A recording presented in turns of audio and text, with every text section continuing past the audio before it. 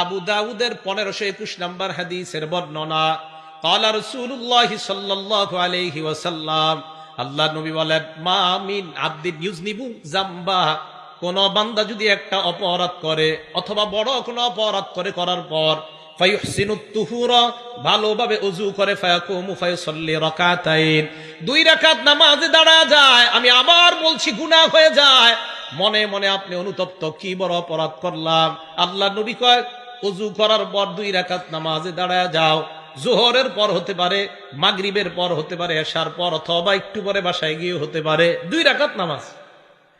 নামাজের সালাম ফিরানোর পর আপনি পড়বেন আস্তাগফিরুল্লাহ আস্তাগফিরুল্লাহ আস্তাগফিরুল্লাহ, কয়েকবার আস্তাগফিরুল্লাহ পড়বেন। নবীজি বলেন, ইল্লা গফারাল্লাহু লাহু যামবা, যে অপরাধ মাফের নিয়তে আপনি নামাজে দাঁড়াইলেন, আল্লাহ নবী কয় ওই অপরাধ ওই মুহূর্তে আল্লাহ মাফ করে দেয়। তাহলে 6 নাম্বার গুনাহ মাফের উপায়, নামাজ পড়া 2 রাকাত, ওযু করে ভালোভাবে নামাজে দাঁড়ান, 2 রাকাত নামাজ পড়েন, আল্লাহ অপরাধ মাফ